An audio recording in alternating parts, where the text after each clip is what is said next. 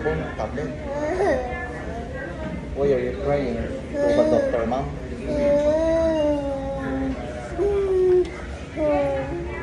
Go to na over there. It's only few steps. You can do it.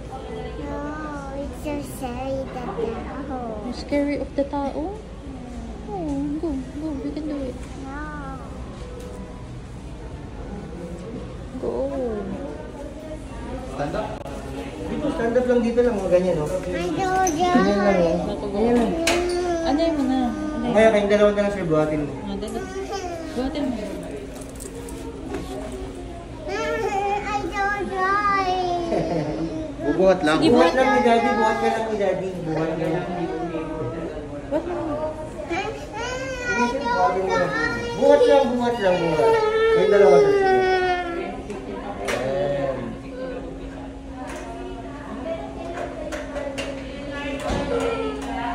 It's okay.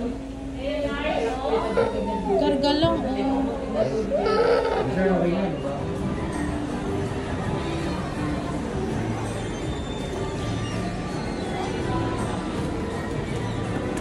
Yay!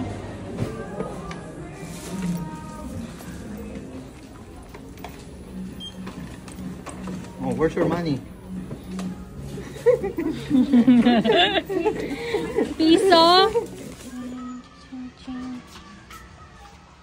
Just the toy one. So cool. It's so much. But so white.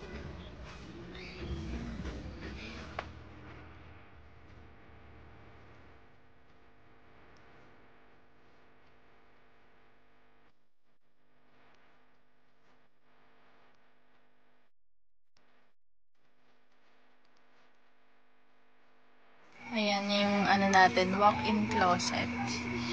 And hindi pa namin pinapinturahan yung ano. Kasi sobrang matatagalan pa sobrang ang dami ng work na napopostpone dahil sa may ginagawa dito. So, ayun, pinatapos na namin. And pakita ko sa inyo quick. Ay, hindi.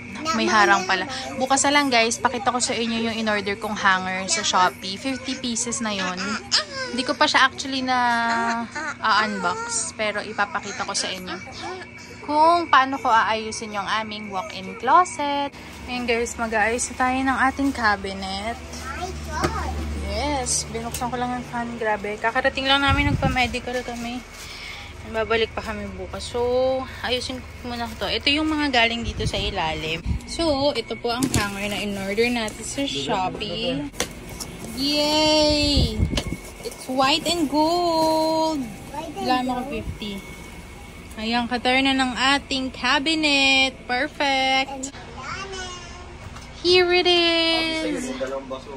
It's gold. Ayan.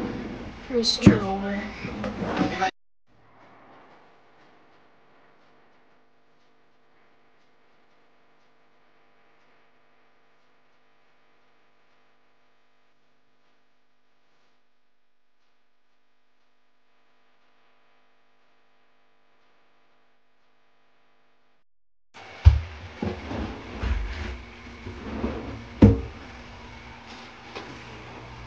This one is done. Ito yung sa kabilang side. Ito yung bed. Ayan yung sa kabilang side. Yung drawer. Ito yung sampahin sa ilalim and sa taas.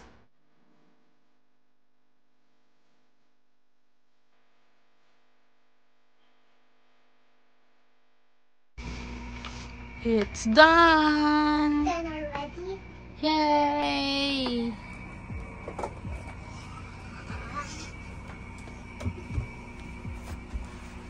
Hi everyone! Pag nandiyan na yung laruan niya. Bye! Let's go, let's sleep muna. Let's sleep. My son. Oh, go get it. Done. It's close. Hey everyone. So, Pasensya na kung magulo ang aking hair. Today, I'm gonna share with you something very special to me and to Prime Nails sa ating online biz. Uupo lang muna ako. And yun nga, status update ng ating walk-in. Kasi, di ba, naglinis-linis tayo. Kasi nagpagawa tayo ng walk-in closet. Ipapasilip ko ulit sa inyo, guys, later. Pero, nagpe-prepare na ako for my interview. Kasi later na yung aking interview. Actually, pakita ko muna sa inyo. Mamaya kasi, mag-check ako na isusuot ko. Ayan yung ating walk-in. May mga damit na po dyan. So, mag-aayos-ayos lang ako kasi 30 minutes na lang ang aking time mag-ayos. Tayo magbe-makeup ng konti, magbibihis kasi may live stream interview tayo. And kukwentahan ko kayo habang ako ay nag-aayos, mga momshies. Gusto ko magkulot today. Ayan. Magpapatugtog lang tayo. Ayun na nga. So, before ako mag-ayos, guys, I want to share with you kung ano yung mangyayaring interview later. Hindi ko na siya mai-share like nang mas maaga para at least mapanood yung mga momshi. Pero i-share ko naman yung video kasi magsisend naman sila ng copy ng interview video. So basically, ayun, gusto ko yung ikwento sa inyo pala. Kasi hindi na ako nakapag-vlog. Sobrang dami nangyari this past few days. Nagpagawa din kami ng cabinet, nagpa-check up kami, and so on. So, ayun, yun guys, nakatanggap ako ng email and message from the Netizens TV Awards or Netizens TV show na yung Prime Nails ay isa sa mga a-awardan this coming March 31 sa Okada, The Cove, Manila. Gusto mo yarn? So, yun po ang aking exciting news. Sorry kung hindi na masyadong super excited yung boses ko, pero kasi 1 week na yung nakakalipas ever since nung nalaman ko and na-receive ko yung email. Pero kung linag ko to, the moment na nabasa ko yung email, sobra talaga yung sigaw at tuwa ko.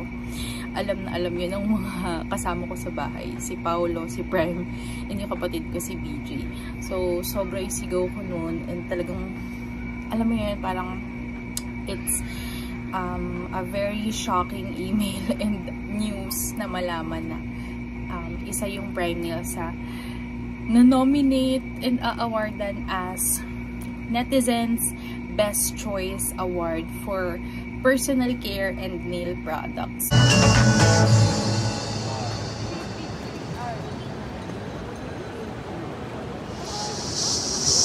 Ladies and gentlemen, a big congratulations to Prime Nails PH. So, I'm very thankful kasi alam nyo naman kung gaano yung effort ko dito talaga sa business na to. So, ayun, nagulat talaga ako na merong award ang Prime Nails na alam ko 1 year pa lang siya, pero ayun, a-awardan na siya. And I'm so excited nung chinek ko yung ano nila, mga previous years or last year or previous awards night celebration nila. Sobrang bongga, naka-gown best. So, nahihirapan ako ngayon mag-diet para may magkasyang gown po sa akin sa Okada. First time ko actually. And I'm so happy to share this milestone with you guys. Salamat po sa pagsuporta sa akin and sa aking small business. And ayun, nakakatuwang isipin, no, na may nakaka-appreciate ng effort mo. I'm very thankful for those who are supporting my online business. Wow! Nag-interview na.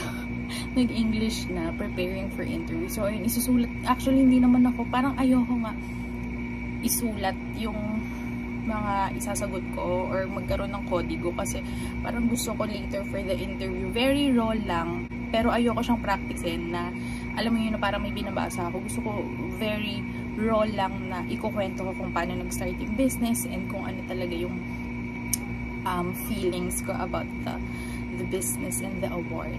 So, ayun. Mag-aayos lang ako mga momshi and I will share more details later kasi meron na lang akong 15 minutes para mag-ayos and magkakaroon na kami ng rehearsal sa live stream interview.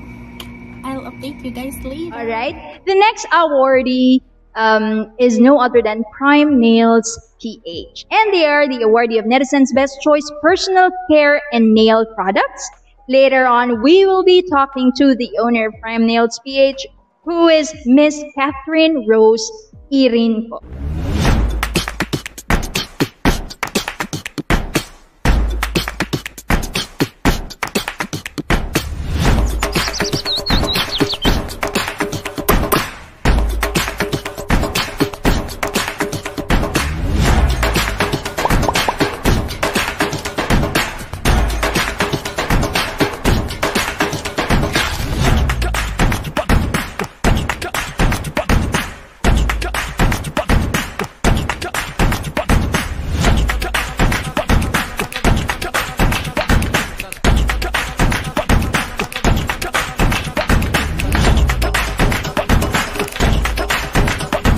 Well, we started with the name Prime Beauty. Just recently, last year, we transitioned the name to Prime Nails. Well, the name itself, it's just simple but very personal to me because I'm a mother and my son's name is Prime. So we just added beauty because we offer beauty products. Started offering press-on nails during the pandemic. Kasi diba, marami nagsarado na nail salon. So, we cannot really go to the salon. So, ayun, being an entrepreneur, you should solve problems. So, I resolve problems of nail lovers who would like their nails to look fabulous even without going to any nail salon.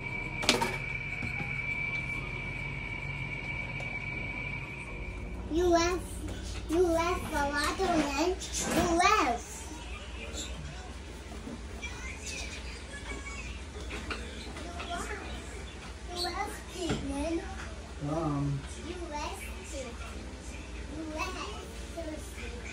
Ganito ako mag-shoot ng aking mga products. Pasensya na sa kalat, mga moms.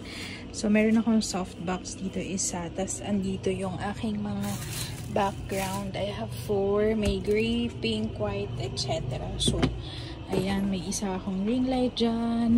And dito mamaya bubuksan ko.